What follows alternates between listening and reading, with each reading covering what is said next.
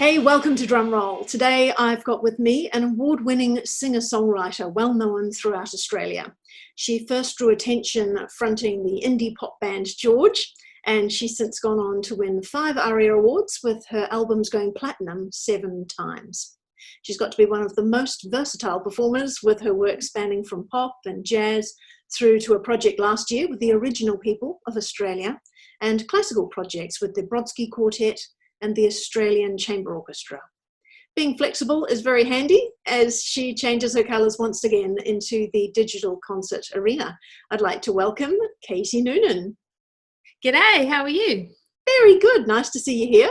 I'm coming to you from Gubbi Gubbi country, so I just wanted to pay my respects to their elders, past, present and emerging. And I'm with the Gadigal people. I'm in central Sydney, so beautiful. I have my respects as well. Now, this has been such an unusual year, a crazy year. I'm just wondering what's been the pros and cons of such a dramatic change in your schedule? There have been lots of both. I'd say the cons are, obvious loss of income, loss of livelihood, loss of job security, etc., which a lot of people have had. So that's nothing new. Anyone that runs their own business or relies on gatherings of people, their lives have basically stopped. So my last gig was on the 14th of March, so 6 months ago. And I remember that night going, something weird is happening. This is scary. We're on the cusp of something very big. And I wonder what this means. And at that time, gatherings were limited to 500 people. So I was thinking that I'd be okay because the tour I was in was very intimate. It was just me solo. But then, of course, within a week, it went to 100 to 50 to 10 to 2. That was hard. It was incredibly distressing and worrying and all of the things that everyone knows. Aside from the health worries, of course, I was worried about being a parent and how I guide young people through this very stressful time. I mean, teenage years are hard enough just anyway, let alone with this situation to deal with. But then the pros have been wonderful. I've been home for 6 months. That has never happened in my professional career. So I have not been home that long in over 20 years. Having the time to reflect and do a lot of inward work, to write some music, to dream up a lot of ideas and apply for a lot of arts grants, and just to focus on gratitude and focus on my blessings. I am so lucky to be healthy, to be alive, to be in Australia, to have a partner, to have children, to have a dog, to have a piano, just counting my blessings. But I guess 6 months in, I've realised that I'm missing performing desperately. I did do one live stream concert, which I really enjoyed, the Melbourne Digital Concert Hall, which I'm sure you would know all about. I looked at that and was really inspired by that model, and also classical audiences who really embraced it. The one amazing thing about classical audience, not that you make huge generalizations, but that they value music. So they're happy to pay money for music. And unfortunately, in the pop world, there is an entire generation which was entirely created by the industry, not by people, by the industry being greedy and not embracing the digital revolution properly 20 years ago. It went pirate. YouTube started. Napster started as well, and just, share them for free. Yeah. That was the time when the record companies should have jumped in and worked together with the sector, and they didn't. And so then they lost the fight. So that happened, and then obviously illegal took over. So anyway, there's a whole generation of young people who think music is a free thing on the internet, because it has been their whole life. So they find music through YouTube. They don't pay a cent for it.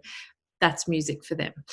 So that's complicated, because now in this new world where we really do have to look to digital streaming as a legitimate platform for connecting. So, I thought, well, we have this amazing room at home. It was a 3-car shed, which is now a beautiful studio called the Rainbow Room. And we're looking at, I'm going to curate a program for the next 12 months and invite people to hopefully join me on that journey. On the last Friday of every month, I'll present a 90-minute program with different very special guests every month. Sounds fun, yeah. It's fun, but it's also kind of going back to the way that, well, certainly classical music used to be. You used to be a patron of the arts. You used to just pay artists to be artists, and for that they'd write you a birthday song for your daughter, or they'd write you a wedding march. Maybe it is going back to that, I think that the other thing that has interested me is that when you've got a pop industry full of huge stars that aren't necessarily the most talented people in the industry, they've obviously got there through contacts or through some other reason, that I'm wondering if with the money, first of all, being drained out of the industry, and now these kind of challenges as well, is allowing the people that are truly passionate about music to be the ones to continue on. Because for the others, if they really wanted it for fame or for money and that's not there anymore, then they may, dissolve away and allow the true artists to come through as they used to be decades ago. Oh, I do think there are true artists. I know what you're saying. Unfortunately, we live in a world where, from a singer's point of view, auto-tune is a thing that people just use. It's been around for 20 years. I've never used auto-tune. I never will. But in the pop world, it's kind of this thing that people use in the studio to disguise the fact that they can't sing in tune. So that's something that you can't hide on live streaming, that's for sure. Mind you, they'll probably work out a way to put it through some program.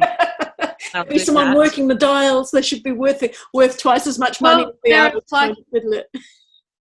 well, look, the digital world's amazing. Problem is you just have to be the master of it and not it be the master of you. So, if you use, obviously Pro Tools is an amazing program that every musician in the world has used pretty much.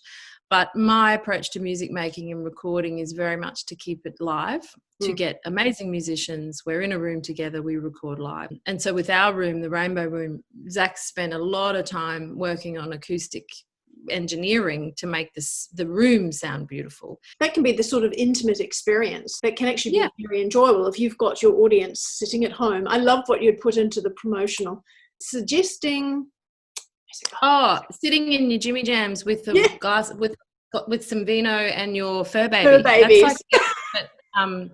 That's my ultimate concert experience. Yeah. With my dog, having a glass of red. And it is this amazing new world order where you can do that. But you can get dressed up too. Like, it's kind of anything goes, and or stand up and dance or clap very loudly. Any of the above, but it is live. We'll probably have a few friends come over for our concert so that we are also playing to some people. So there is an actual real audience as well as a virtual audience, just to give it that little bit of extra pizzazz. First concert is Songs That Made Me, which is with 5 beautiful Sunshine Coast ladies, ranging from age 11 to almost 50.